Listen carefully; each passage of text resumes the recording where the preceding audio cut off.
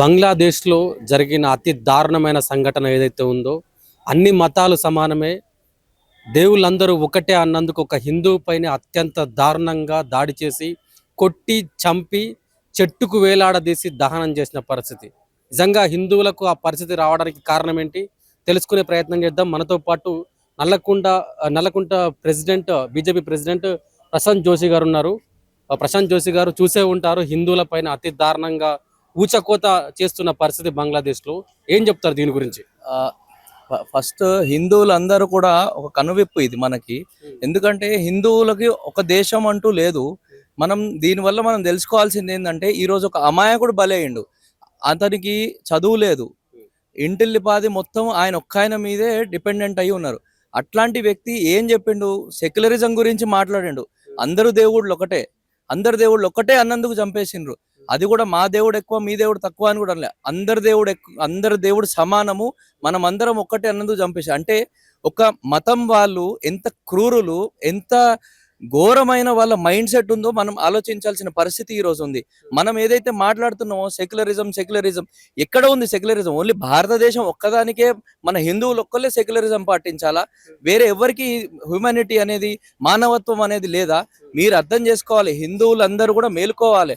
Secularism అనేది ఒక బూటకం, secularism అనేది ఒక నాటకం, సెక్యులరిజం అనేది 100 ఏళ్ల కింద లేదు. సెక్యులరిజం అనేది తీసుకొచ్చింది గత ప్రభుత్వం ఏదైతే 50 ఏళ్ళు పరిపాలించారో వాళ్ళు. ఆ సెక్యులరిజం అనే వర్డ్ ని వాడుకొని ఓటు బ్యాంకు కోసం రాజకీయం చేసి ఈరోజు ఒక సెక్యులరిజం అనే వర్డ్ ని తీసుకొచ్చి మన హిందువులందరినీ ఈరోజు బలిక బక్రా అంటాం కదా, అట్లా తయారు చేసిండ్రు. ప్రతి ఒక్క దగ్గర మీరు చూడండి, ఎక్కడన్నా కానీ ఏ మతంలో అయినా మీరు చూడండి, ఎక్కడైనా కానీ హిందువులు ఎక్కడ కూడా గొడవ చేసినట్టు లేదు. ఈ రోజు అక్కడ ఎవరైతే పాపం ఆయన చనిపోయిన వ్యక్తి ఉన్నాడో ఈరోజు ఊచకోతకు గురయ్యిండు, సజీవ దహనం చేయబడ్డాడు. ఎందుకు? ఒకటే, అందరు దేవుళ్ళు ఒక్కటని చెప్పినందుకే. అంటే మా దేవుడు గొప్ప, మీది కాదు అనే కదా వాళ్ళు నిరూపించదలుచుకున్నారు. సో మనం హిందువులందరూ కూడా కను తెరవాలి, సెక్యులరిజం అనే వాదాన్ని మర్చిపోండి. అవుతుందా? హిందువులందరూ మేల్కోవాల్సిన సమయం ఆసనమైంది అంటారా ఈ సిచ్యువేషన్ చూసి?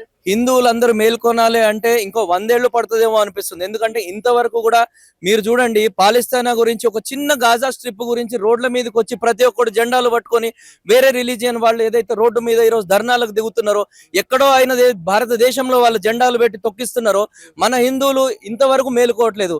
ఒక సామాన్యమైన వ్యక్తి, చదువుకోలేని వ్యక్తి, ఒక హిందువుని బంగ్లాదేశ్ లో ఈరోజు ఊచకోత కోసం ఒక్కడు కూడా వచ్చి దీనికి ఇంతవరకు కూడా దాని మీద కానీ ఎటువంటి స్టేట్మెంట్ ఇవ్వలేదు. ఏ పార్టీ కూడా ముందుకు రావట్లేదు. దీన్ని బట్టి మీరు అర్థం చేసుకోవాలి ఎవరి మైండ్ సెట్ ఎట్లా ఉందో. అందరూ కూడా పొలిటికల్ రాజకీయాలు చేస్తున్నారు. హిందువులు కనుక ఇప్పుడు మేలుకోకపోతే ఇంకొక 20-30 ఏళ్ల తర్వాత కూడా ప్రతి ఇంటికి ఇదే పరిస్థితి వచ్చినా కూడా ఆశ్చర్యం లేదు. అంటే మనం చూసే ఉంటాం, గతంలో అంటే కొద్ది రోజుల క్రితమే ఎంఐఎం ఎమ్మెల్యే ఒకరు హిందువుల పైన ఒక స్టేట్మెంట్ చేసిండు. మేము తలుసుకుంటే, మేము తరిమి కొడితే హిందువులకు గల్లీలు సరిపోవు, రోడ్లు సరిపోవు పారిపోవడానికి అని చెప్పేసి ఒక స్టేట్మెంట్ చేసిండు. దీని గురించి ఏం చెప్తారు? అది మన హిందువుల చేతగానితనం అండి. ఒక రోజు ఒక ఎంపీ, ఒక వ్యవస్థలో, ఒక పొలిటికల్లీ ఒక ఓట్లేసిన గెలిపించిన ప్రతినిధి మన భారతదేశంలోనే ఉంటూ ఇట్లాంటి మాటలు మాట్లాడుతున్నారంటే అది మన చేతగానితనము. హిందువులందరూ మేల్కోవాలి, హిందువులందరూ ఐక్యం కావాలి. మనకు అందరూ అర్థం చేసుకోవాల్సింది ఏంటంటే, మనకు ఈ దేశం తప్ప, ఈ భారత దేశం తప్ప మరొక దేశం లేదు. మనం ఏ దేశం పోయినా మనల్ని ఎవరు రానియరు. సో కాబట్టి అర్థం చేసుకోవాలి, మనం ఈ రోజు వరకు కూడా అందరికి డివైడ్ చేసి వాళ్ళ రిలీజియన్ కి సంబంధించిన వాళ్ళకి దేశాలు ఉపయోగించినాం. మరి మన హిందువుకు ఉన్నది ఒకటే దేశము. సో మనం ఆలోచించాల్సింది ఏంటంటే, ఒక ఓట్లు తీసుకున్న ఒక ప్రతినిధి ఇట్లా మాట్లాడుతున్నాడంటే మనం కళ్ళు మూసుకున్న వాళ్ళం కాబట్టి. సో దీన్ని అందరూ కూడా ఖండించాల్సిన విషయం ఇది. అంటే ముఖ్యంగా ఇంకొక విషయం తెర మీదకి వస్తుంది. ఇప్పుడు ఏం ఎలక్షన్స్ లేవు, అందుకే మోడీ గారు సైలెంట్గా ఉన్నారు. ఏమైనా ఎలక్షన్స్ ఉంటే హిందూ రాజధాని ఇంకా పెద్ద ఎత్తున తీసుకుపోయేటాడని కొంతవరకు కాంగ్రెస్ పార్టీ విమర్శలు చేస్తుంది. ఎంతవరకు నిజం అసలు? సార్, కాంగ్రెస్ పార్టీ ఉన్నందువల్లనే ఈరోజు మనం 50 ఏళ్ళు పరిపాలించి వాళ్ళు కనుక కరెక్ట్ గా పరిపాలించిన ఉంటే ఈ రోజు హిందువులకి ఈ పరిస్థితి వచ్చేది కాదు. ఏదైతే వాళ్ళు పాకిస్తాన్ డివిజన్ విషయంలో ఎంతైతే మనకు మోసం చేసినరో, హిందువులందరూ కూడా అక్కడ వాళ్ళని ఇక్కడ తోసినప్పుడు మనం కూడా ఇక్కడ వాళ్ళని అక్కడ తోయలేని పరిస్థితి. ఎందుకంటే మనం సెక్యులరిజం అన్నాం. సో వాళ్ళు చేసిన దరిద్రం, వాళ్ళు చేసిన అంటించిన రోగమే ఈ రోజు మనం ఇక్కడ అనుభవిస్తున్నాం. ఆ రోగమే ఈ రోజు సెప్టిక్ అయ్యి మన అందరినీ కబళిస్తుంది. సో కాంగ్రెస్ వాళ్ళు ఎప్పుడు కూడా అట్లాగే చెప్తుంటారు, రాజకీయాలకు సంబంధం లేని విషయం ఇది, ప్రతి ఒక్క హిందూ బంధువుకి సంబంధించిన విషయము. మోదీ గారు ఈ రోజు ఏదో పొలిటికల్లీ ఈ రోజు ఎలక్షన్లు లేవు కాబట్టి ఈ రోజు ఇది చేయట్లేదు అనేది కాదు. దానికి ఆన్సర్ తప్పకుండా ఇస్తారు. ఎప్పుడు కూడా తుఫాన్ వచ్చే ముందు సైలెంట్ గానే ఉంటది. సో ఆ సైలెన్సే ఇప్పుడు దీనికి ఆన్సర్. అంటే ముఖ్యంగా ఇటు బంగ్లాదేశ్ లో హిందువులు అనే వాళ్ళు మైనారిటీకి సంబంధించి ఉన్నారు. ఇక్కడ భారతదేశంలో హిందూ పాపులేషన్ 80%, ముస్లిం పాపులేషన్ 20% ఉన్నా ఇక్కడ వాళ్ళకు స్వేచ్ఛ ఉందా అనే ఒక క్వశ్చన్ రైజ్ అవుతుంది. ఖచ్చితంగా స్వేచ్ఛ ఉంది కాబట్టి ఈ రోజు కూడా ఏదైతే ఇతర మతాలు వాళ్ళు ఏదైతే హిందువుల మీద ఇక్కడ కూడా జులుం చూపిస్తున్నారో ఏ గవర్నమెంట్ కూడా వాళ్ళ మీద ఇంతవరకు ఏ చర్య తీసుకోవట్లేదు. రీజన్ ఏంటంటే వాళ్ళు మాకంటే ఎక్కువ స్వేచ్ఛగా వాళ్ళు బతుకుతున్నారు.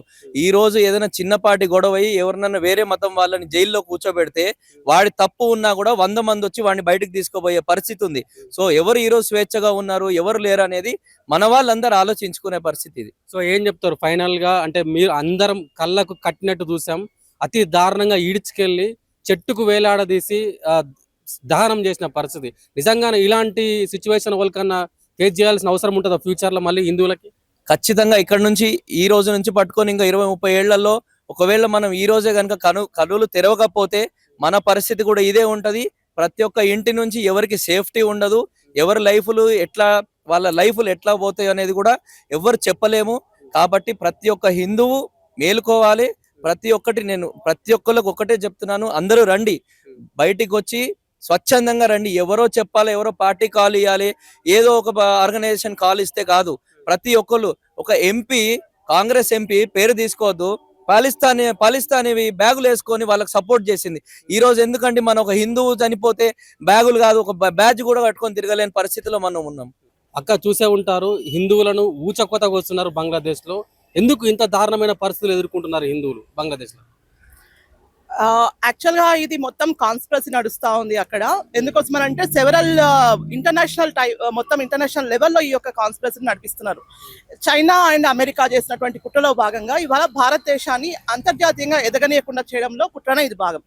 కాబట్టి ఏంటంటే సింపుల్ వాళ్ళ అజెండా ఎలా ఉంటుంది అని అంటే, ఒక హిందువును టార్గెట్ చేస్తే ఖచ్చితంగా భారతదేశం స్పందిస్తుంది. ఎందుకంటే మనం మెజారిటీ హిందూ దేశం కాబట్టి, ఇక్కడ ఉన్నటువంటి ప్రధాని కూడా హిందుత్వవాది కాబట్టి, సంఘం నుంచి వచ్చిన వాడు కాబట్టి, ఇన్ని రకాలైనటువంటి వాటితోనే ఏం చేయాలి అని అంటే ఖచ్చితంగా అక్కడ అన్రెస్ట్ క్రియేట్ చేయాలి. దానికోసం అని చెప్పేసి గత సంవత్సరాలుగా కూడా ఇక్కడ ఉన్నటువంటి లోకల్ గా ఉన్న పొలిటీషియన్స్ కానివ్వండి, వీళ్ళు కూడా సహకరిస్తున్నారు. అక్కడ బంగ్లాదేశ్ లో జరుగుతున్నది కేవలం ఒక హిందూ ముస్లిం గొడవగానే చిత్రీకరించడం కాదు, ఇది అంతర్జాతీయంగా సమస్యగా చేయాలి అన్న ఉద్దేశంతోన. ఇంకొకటి మెయిన్ గా ఏంటి అంటే, మన యొక్క బీహార్ బార్డర్ అయినటువంటి చికెన్ నెక్ ఏదైతే ఉందో, ఆ చికెన్ నెక్ కిషన్ గంజ్ ఏరియాలో ఉన్నటువంటి ఆ ప్లేస్ ను వాళ్ళు విడదీయగలిగితే అప్పుడు చైనాకు లాభము, అమెరికాకు లాభము. మన యొక్క 7 సిస్టర్స్ అంటాం మనము, ఈశాన్య రాష్ట్రాలని, ఆ 7 రాష్ట్రాలను విడగొడితే ఇప్పుడు భారతదేశాన్ని మళ్ళీ విచ్ఛిన్నం చేయొచ్చు. కాబట్టి ఈ విచ్ఛిన్నకర శక్తులు ఏం చేస్తున్నాయి అంటే, మన భారతదేశంలో ఇక్కడ ఉంటూ కూడా పనిచేసే వాళ్ళు చాలా మంది ఉన్నారు. కాబట్టి మేము ఏంటంటే ప్రతి దగ్గర కూడా ఇప్పుడు హిందూ ముస్లిం అన్న గొడవలు తీసుకొస్తే ఈజీ అయిపోతుంది వాళ్ళకు. మనం ఒకప్పుడు మన దేశం నుంచి విడిపోయింది బంగ్లాదేశ్, దాన్ని మనం విడగొట్టి వాళ్ళకి స్వతంత్రం ఇచ్చిన తర్వాత కూడా ఇవాళ ఎందుకోసం అని చెప్పేసి హిందువులను మెజారిటీగా అక్కడ ఉన్నటువంటి ముస్లింస్ ఎందుకు వేధిస్తున్నారు? ఇక్కడ ఉన్న మైనారిటీలకు ఎవరికి ఆ ప్రాబ్లమ్స్ లేవు. మైనారిటీలకు ఇంకా ఎక్కువ హక్కులు ఉంటున్నాయి ఇక్కడ మన దేశంలో. కానీ మెజారిటీగా ఉన్నటువంటి మన భారతదేశంలో హిందువులకు మాత్రం ఇలాంటి హక్కులు ఏవి లేవు. కానీ అదే బంగ్లాదేశ్, పాకిస్తాన్ లో పరిస్థితి వేరే రకం ఉంది. అక్కడ ఉన్నటువంటి మైనారిటీ హిందూ ప్రజలందరినీ కూడా మారణ హోమం సృష్టించి ఇవాళ భారతదేశాన్ని మళ్ళీ విచ్ఛిన్నం చేయాలి అన్న ఒక కుట్రలో భాగంగా, అంతర్జాతీయ కుట్రలో భాగంగా ఈ యొక్క పరిస్థితులు నెలకొల్పుతుంది అక్కడ ఉన్నటువంటి ప్రభుత్వము. సరే, అంటే ఎన్ని కుట్రలు చేసినా కూడా అన్ని మతాలు సమానమే. ఎందుకంటే ఇక్కడున్న ముస్లింలు అయినా సరే అన్ని మతాలు సమానమే అని చెప్పేసి ఇక్కడున్న మైనారిటీలు ఎన్ని స్టేట్మెంట్లు చేసినా హిందువులు వాళ్ళపైన ఇంతవరకు వాళ్ళ జోలికి వెళ్ళిన పరిస్థితి. అదే బంగ్లాదేశ్ లో అన్ని మతాల సమానమే, దేవుళ్ళందరూ ఒక్కటే అని అన్నందుకు అంత దారుణంగా చంపేయాల్సిన అవసరం ఉండేనా? అల్లా ఏం నేర్పిస్తాడు వాళ్ళకు? కేవలం ఖురాన్ లో కాఫీర్లను చంపేసేయండి. కాఫీర్ అంటే ఎవరు? అల్లాని నమ్మని ఎవరైనా సరే కాఫీర్లే వాళ్ళకు, హిందువులని కాదు. హిందువులే, క్రిస్టియన్స్, దానిలో పార్సీలు, సిక్కులు, జైనులు వీళ్ళందరూ కూడా వస్తారు కాఫీర్లు. కాబట్టి వాళ్ళకు ఏంది అంటే వాళ్ళకు మతమే ముఖ్యం. అక్కడ ఉన్నటువంటి మెజారిటీ ఉన్నటువంటి ప్రజలకు వాళ్ళకు మతమే ముఖ్యం. వాళ్ళకు అభివృద్ధి ఎజెండా కాదు, తర్వాత వాళ్ళ సొంతంగా వాళ్ళు ఎదగాలన్న ఎజెండా ఎవరికి లేదు. వాళ్ళకు చిన్నప్పటి నుంచి కూడా ఈ రకమైనటువంటి బోధనలు, బ్రెయిన్ వాష్ ఏదైతే ఉంటుందో అది చేస్తున్నారు. కాబట్టే ఇవాళ అక్కడ ఉన్నటువంటి మనుషులు మానవత్వాన్ని మరిచి దీపు చంద్రదాస్ లాంటి వాళ్ళని అందరినీ కూడా ఇప్పుడు సజీవంగా దహనం చేసేటువంటి పరిస్థితి ఇవాళ అక్కడ ఉంది. కాబట్టి ఇవాళ అంటున్నాం, మానవతంగా UN నుంచి మనకు గతంలో మయన్మార్ ఆ ఏరియా నుంచి మనకు మైగ్రెంట్స్ ని ఇక్కడ తీసుకొచ్చిర్రు బంగ్లాదేశ్ నుంచి కూడా. మరి అలాంటప్పుడు ఆ రోజు యుఎన్ స్పందించింది, ఇవాళ ఎందుకు స్పందించడం లేదు? మరి మానవ హక్కులు ఎక్కడ పోయినాయి? అంతర్జాతీయంగా ఉన్న మానవ హక్కులు కేవలం మైనారిటీలకే ఉంటాయా? మరి హిందువులైనటువంటి మెజారిటీ ప్రజలకు ఎవరికి కూడా హక్కులు ఉండవా అని మేము ప్రశ్నిస్తున్నాం. ఇవాళ అంతర్జాతీయంగా జరుగుతున్నటువంటి ఈ యొక్క కాన్స్పిరసీని ఖచ్చితంగా ప్రతి ఒక్కరు అంతర్జాతీయ స్థాయిలో ఖండించాలి ఈ విషయాన్ని. వాళ్ళని చిన్నప్పటి నుంచి చేస్తున్నటువంటి బ్రెయిన్ వాష్ ఏదైతే ఉందో, ఇప్పుడు హిందువులకేమో సెక్యులర్ అంటారు, మీరు హిందువులను అన్ని మతాలు మనకు సమానం అని చెప్పేసి మీరు మాట్లాడుతున్నారు. మరి ఇవాళ అదే కదా దీపు చంద్రదాస్ అక్కడ చెప్పింది, అన్ని మతాలు సమానమే అన్నందుకే కదా. అన్ని మతాలు సమానం కాదు కాబట్టే ఇవాళ మా యొక్క అల్లాన్ని నువ్వు నమ్ముకోలేదు కాబట్టి నేను చంపేస్తున్నాం అని చెప్పేసి చివరికి ఆ విజువల్స్ చూస్తా ఉంటే బంగ్లాదేశ్ పోలీసులే అతన్ని తీసుకెళ్లి వాళ్ళకి అప్పచెప్పిండ్రు. ప్రభుత్వమే ఇక్కడ హిందువుల యొక్క హత్యాకాండ చేస్తుంది కాబట్టి ఇవాళ ప్రపంచ దేశాలన్నీ కూడా స్పందిస్తున్నాయి. మన భారతదేశంలో కూడా ముఖ్యంగా ఏంటంటే మన దగ్గర షేక్ హసీనాకి మనం ఆశ్రయం ఇచ్చాం కాబట్టి షేక్ హసీనాని వాళ్ళకి అప్పచెప్పాలంట. ఇవాళనే ఒక బ్రేకింగ్ న్యూస్ వచ్చింది, ఆ షేక్ హసీనా యొక్క పార్టీని అక్కడ అధికారికంగా రద్దు చేసిరు వాళ్ళు. అంటే ఏంది అర్థం? ప్రజాస్వామ్యం అనేది మన దేశంలో ఉంది కానీ అక్కడ ఉన్నటువంటి మొత్తం కూడా కంప్లీట్ గా నిరంకుశ పాలన నడుస్తా ఉంది. తర్వాత వాళ్ళని అక్కడ అణిచివేయాలి అని చెప్పి ఎవరైతే భారత్ కి సపోర్ట్ చేస్తున్నారో వాళ్ళను ప్రతి ఒక్కరిని అణిచివేయాలన్న ఉద్దేశంతోనే అక్కడ ఉన్నటువంటి ఒక నిరసనకారుని చంపేసిండ్రు అక్కడ ఉన్న వాళ్ళే. అది చేసింది కూడా గవర్నమెంటేనంట. కానీ వాళ్ళు ఏం చేస్తారంటే వాళ్ళ చెల్లెనేమో ఒక మాట చెప్తుంది, అన్న ఒక మాట చెప్తున్నాడు. అన్ననేమో ఈ ప్రభుత్వం కావాలని చెప్పేసి ఎన్నికల్లో గెలవడానికి అని చెప్పేసి యూనుస్ ప్రభుత్వం మా తమ్ముని చంపేసింది అని చెప్పేసి చెప్తున్నారు. కానీ అక్కడ ఉన్నటువంటి వాళ్ళ చెల్లెలు ఏం చెప్తుంది, ఇది భారతదేశం కుట్ర కాబట్టి భారతదేశం మొత్తం కూడా సర్వనాశం కావాలని చెప్పేసి ఆమె మాట్లాడుతుంది. అంటే ఒక ఇంట్లోనే రెండు వాదాలు వాళ్ళు వినిపిస్తున్నప్పుడు ఇవాళ మన భారతదేశంలో ఉన్నటువంటి ప్రతి ఒక్కరు కూడా గమనించాలి, ఇర్రెస్పెక్టివ్ ఆఫ్ ఆల్ రిలీజియన్స్. ఎందుకంటే దేశంలో ఉన్నటువంటి మనము ప్రతి ఒక్కరి అందరికీ గాజాలో ముస్లింల పైన ఊచకొత జరిగింది, మారణకాండ జరిగింది, ఒక్క హిందువు కూడా దాని గురించి మాట్లాడలేదు. ఇలా మేమెందుకు మాట్లాడతాము అని వాళ్ళ స్టేట్మెంట్ ఉన్నట్టు కనిపిస్తుంది కదా. అంటే గాజాలో ఉన్నోడే మనిషా? బంగ్లాదేశ్ లో ఉన్న హిందువులు మనుషులు కాదా? మరి వాళ్ళకి మానవ హక్కులు ఉన్నాయా? వాళ్ళ అంటే నువ్వు సేవ్ గాజా అని మాట్లాడతావు, సేవ్ పాలస్తీన్ అంటావు, లేకపోతే సేవ్ ఇంకేదో అని మాట్లాడతారు కదా. ఈ సోకాల్ సెలబ్రిటీస్ అందరి కూడా ఏంటిది? ఇది కంప్లీట్ గా కూడా ఫండింగ్. నాకు తెలిసి ఇదైతే దీని వెనకాల కూడా జార్జ్ సోరోస్ అండ్ టీం కూడా ఉంది నాకు తెలిసినంత వరకు. లేదు అంటే గలకోసారి ఈ ప్రతిపక్ష నేత అయినటువంటి రాహుల్ గాంధీ ఎందుకు విదేశాలకు పోతున్నాడు? అసలుకి మొన్న జర్మనీకి పోయి నువ్వు ఏం మాట్లాడినావయ్యా? నువ్వేం చేస్తున్నావు? భారతదేశాన్ని నువ్వు సర్వనాశనం చేయడానికి అని చెప్పేసి కంకణం కట్టుకున్నటువంటి కాంగ్రెస్ పార్టీ ఇవాళ అక్కడ వాళ్ళకి సపోర్ట్ చేస్తుంది.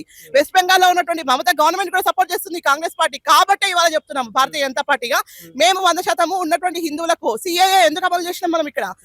భారతదేశం నుంచి విడిపోయేటువంటి ఈ యొక్క దేశాల నుంచి ఎవరైనా సరే ముస్లిమ్స్ కాకుండా వేరే ఇంకెవరైనా మైనారిటీలు దేశానికి వచ్చి ఉంటామనంటే మనం ఖచ్చితంగా ఆశ్రయం ఇస్తామన్న ఉద్దేశంతోనే సిఏఏ మొదలు పెడితే ఇక్కడ ఆందోళనలు చేసి దాన్ని ఆపేయడానికి ప్రయత్నం చేసినటువంటి ఘనత ఇక్కడ ఉన్నటువంటి ప్రతిపక్ష పార్టీలది. కాబట్టి ఇవాళ చెప్తున్నాం ఎందుకోసం అని చెప్పేసి మీకు మానవత్వం అనేది లేనేలేదా? మానవత్వాన్ని మర్చిపోయారు అయితే మీరు. హిందూ ముస్లిం అని చెప్పేసి మీరు చేసుకుంటూ ప్రతిసారి కేంద్ర ప్రభుత్వాన్ని మీరు ఇష్టమైనట్టుగా మాట్లాడుతూ ఉంటే ఎవరు సపోర్ట్ చేయడానికి? ఇప్పుడు ఎలక్షన్స్ ఏం లేవు, అందుకే మోడీ స్పందించట్లేదు. హిందువుల మీద దాడి జరిగిన ఒకవేళ ఇప్పుడు ఏమైనా ముందట ఎలక్షన్స్ ఉంటే డెఫినెట్ గా మోడీ దీన్ని పెద్ద రాందంతం చేసి చూడడానికి కూడా కొన్ని వార్తలు వస్తున్నాయి. నిజమేనా? కొన్ని ఇప్పుడు సెంట్రల్ గవర్నమెంట్ చేసే ఏ పనులైనా కూడా కొన్ని బయటికి తెలుస్తాయి, కొన్ని బయటికి తెలియవు. ఇప్పుడు షేక్ హసీనా ఉందండి, ఆమె భారతదేశంలో ఉంది అంటున్నారు కదా, ఏడా ఉందో చెప్పమనండి ముందు. వాళ్ళ దగ్గర ఏమన్నాయి ఆధారాలు అసలుకి? ఇట్లయినా కేంద్ర ప్రభుత్వము మన యొక్క భారతదేశాన్ని మనం ప్రపంచ దేశాలన్నీ కూడా అత్యున్నత స్థానంలో పెడతా ఉంటే మన దేశంలో ఉన్నటువంటి మన దరిద్రులు ఏం చేస్తున్నారు? ఇప్పుడు ఇలా ఉన్నటువంటి సన్నాసులు అందరూ కూడా దేశంని ఎక్కడ పోయి ఎటు పోయి ప్రధానిని విమర్శించాలి, ప్రధానిని భారతదేశంలో ఉన్నటువంటి భారతీయ జనతా పార్టీ ప్రభుత్వాన్ని కిందికి గతి దింపాలి. వీళ్ళ ఉద్దేశం అంతేగా, వేరే ఉద్దేశం లేదు. భారతదేశం మీద వీళ్ళకి ప్రేమ కాదు. కాబట్టే నేను చెప్తున్నాం ఇక్కడ కేంద్ర ప్రభుత్వం ఎప్పుడు నిర్ణయం తీసుకోవాలో ఖచ్చితంగా నిర్ణయం తీసుకుంటుంది. అదే విధంగా బంగ్లాదేశ్ తర్వాత మయన్మార్ నుంచి వచ్చినటువంటి ఇల్లీగల్స్ అందరినీ కూడా బయటికి పంపించే ప్రక్రియ మొదలైంది. త్వరలోనే మన తెలంగాణలో ఉన్నటువంటి ఈ మయన్మార్ నుంచి వచ్చినటువంటి రోహింగ్యాలు ఎవరైతే ఉన్నారో వాళ్ళని కూడా ఖచ్చితంగా అందరినీ ప్రతి ఒక్కరిని జుట్టు పట్టుకొని బయటికి దొబ్బేసేంత వరకు మేము ఊరుకోము. ఎస్ఐఆర్ అందుకే వస్తుంది. ఎస్ఐఆర్ ద్వారా కూడా స్పెషల్ ఇంటెన్సివ్ రివిజన్ ద్వారా కూడా ఇవాళ ఇల్లీగల్స్ అందరినీ కూడా బయటికి తల్లిదండ్రులు చెప్పేసి కేంద్ర ప్రభుత్వం నిర్ణయించుకుంది. ఇవన్నీ కూడా మరి బంగ్లాదేశ్ కి మనం మేలు చేస్తున్నట్టే కదా. ఇక్కడ నుంచి వాళ్ళని పంపించాలన్నప్పుడు మన దగ్గర ఇప్పుడు ఆ హిందువులు ఇటు రావాలి అన్నా వీళ్ళటు పోవాలి అన్నా కూడా ఖచ్చితంగా ఒక ప్రక్రియ అనేది మొదలు కావాలి అక్కడ. కాబట్టి ఇవాళ మనం ఖచ్చితంగా కేంద్ర ప్రభుత్వం చర్యలు తీసుకుంటుంది. ఎప్పుడైనా కూడా కేంద్ర ప్రభుత్వం మాకు పూర్తి నమ్మకం ఉంది నరేంద్ర మోడీ గారి పైన సరైన టైంలో సరైన నిర్ణయం ఖచ్చితంగా తీసుకుంటారు. మీరు చెప్పిరని చెప్పేసి తోకాడడానికో మీరు పార్లమెంట్ లో క్వశ్చన్ అడిగితే మేము ఆన్సర్ చేయడానికో మేము ఇక్కడ లేము. గవర్నమెంట్ నడుపుతున్నాము. అతిపెద్ద ప్రజాస్వామ్యంలో ఉన్నట్టు మనం భారతదేశంలో. కాబట్టి ఖచ్చితంగా ఈ యొక్క విషయంలో మీరు స్పందించడం కాదు. మా యొక్క చాలా రకాలైనటువంటి అంతర్జాతీయ సమస్యలు ఉంటాయి. వాటిపైన నిర్ణయం తీసుకునే అధికారం మొత్తంలో కేంద్రంలో ప్రభుత్వంలో ఉంటుంది కాబట్టి ఖచ్చితంగా చర్యలు తీసుకుంటాము. వెంటనే చర్యలు తీసుకునే ప్రక్రియ కూడా మొదలవుతుంది. అంటే ముఖ్యంగా మనం కూడా మొన్న రీసెంట్ గా చూసాం, ఒక ఎంఐఎం ఎమ్మెల్యే మేము తలుసుకుంటే హిందువులకు మేము తరిమి కొడితే హిందువులకు గలీలు సరిపోవు, రోడ్లు సరిపోవు అని ఒక స్టేట్మెంట్ చేసిండు. అంటే దీన్ని ఏ రకంగా చూస్తారు అసలు ఈ విషయాన్ని? ఏమున్నది వీళ్ళకు గంగా జమున తహజీబ్ అంటున్నారు. గంగా ఏంది, జమున ఏంది, ఐజీబ్ ఏందో ఒకసారి చెప్పండి. మరి ఇదేనా మత సామరస్యం అంటే? ఇదేనా మరి మీ యొక్క ప్రేమ మా మీద ఉన్నది? మరి తన్ని ధర్మేస్తే అనంటే మరి 80% మేము ఒకవేళ లాఠీలు పట్టుకొని వస్తే, మొన్న మా పార్టీ కార్యాలయం దగ్గర లాఠీలు పట్టుకొని నిలబడితేనే మీరు అసలు దరిదాపులకు రాలేకపోయారు. మీరు పనికి మాల మాటలు మాట్లాడితే ఎవరిక్కడ భయపడేవాడు ఉన్నది? అందరూ కూడా ప్రతి ఒక్కరు అవేర్ గా ఉన్నారు. దేశంలో ఏం జరుగుతుంది, రాష్ట్రంలో ఏం జరుగుతుంది, రాష్ట్రంలో ఉన్నటువంటి పార్టీలు ఏం చేస్తున్నాయి, ఎవరికి సపోర్ట్ చేస్తున్నారు అన్న క్లారిటీ తెలంగాణ ప్రజలకు కూడా ఉంది. కాబట్టి ఏంటి అని అంటే, మీరు ఇష్టమైనట్టుగా మీరు స్టేట్మెంట్లు ఇచ్చేస్తే ఇక్కడ రెచ్చిపోయి మీ మీదకి వస్తే మీకు సింపతిగా మళ్ళీ ఓట్లు గెయిన్ చేసుకుందాం అనుకుంటే మాత్రం అది చాలా పొరపాటు విషయము. కాబట్టి మీరు ఖచ్చితంగా ఈ విషయంలో మేము చెప్తున్నాం కదా, ఆచితూచి అడుగే వేస్తాము, కానీ సరైన టైంలో మాత్రం బరాబర్ సమాధానం చెప్తాం. అంటే ఇప్పుడు ఈ దీప్ చంద్ర దాస్ ఇన్సిడెంట్ తో చూసుకుంటే బంగ్లాదేశ్ లో మైనారిటీలైన హిందువులకు రక్షణ లేదని క్లియర్ కట్ గా అర్థమైంది. సో మన భారతదేశంలో మైనారిటీలకు స్వేచ్ఛ ఉందా అసలు? ఎందుకు లేదండి? వాళ్ళకున్న స్వేచ్ఛ వల్లనే కదా ఇవాళ 15 నిమిషాలలో మేము అందరినీ పక్కకు జరపండి, పోలీసులను జరపండి పక్కకు, మిమ్మల్ని ఏం చేస్తామో మీరే చూడండి అన్నది. మరి ఇందాక మీరే అన్నారు కదా, మీరు ఒకవేళ మేము దాడి చేయడం మొదలు పెడితే మీకు గల్లీలో సరిపోవని చెప్పేసి మాట్లాడేంత స్వేచ్ఛ ఉంది మన భారతదేశంలో. ఎవరికి ఇష్టమైనట్టు మాట్లాడొచ్చు. వాడు ప్రధానిని మాట్లాడతాడు, వచ్చి ప్రధానమంత్రిని మాట్లాడతాడు, రాష్ట్రపతిని ఇష్టమైనట్టుగా మాట్లాడతారు. అంటే మీకు నాకు తెలిసి భవిష్యత్తులో దేశంలో కూడా ఏ దేశంలో లేనటువంటి మా హక్కు, ఆ స్వేచ్ఛ మాట్లాడేటటువంటి హక్కు మనకే ఉన్నట్టుంది కేవలం. కాబట్టి ఇవాళ ఇష్టమైనట్టుగా ఇష్టారాధిగా మాట్లాడుతున్నారు. మీరు అడ్డగోలుగా మాట్లాడినంత మాత్రం ఊరుకోము. మొన్న ఏం జరిగిందో చూసారు మీరు. అదేంది ఎన్ఐఏ వచ్చి గాదైనా వేసుకొని పోయింది. ఎవరిదైనా కూడా ఇదే పరిస్థితి వస్తుంది అంటిల్ వాళ్ళ టైం వచ్చేంత వరకు, అంతవరకే. కానీ ఒక స్వేచ్ఛ ఉంది, నాకు మాట్లాడే స్వేచ్ఛ నాకుందని చెప్పేసి నువ్వు ఇష్టారీతిగా మాట్లాడినావంటే మాత్రం కేంద్ర ప్రభుత్వమే కాదు, ప్రతి ఒక్క నిఘా వర్గము నిన్ను కళ్ళతో చూస్తా ఉంది. ఆ నిఘా నేతాలు నిన్ను ఎప్పుడు పట్టుకపోతే నీకే తెలియదు.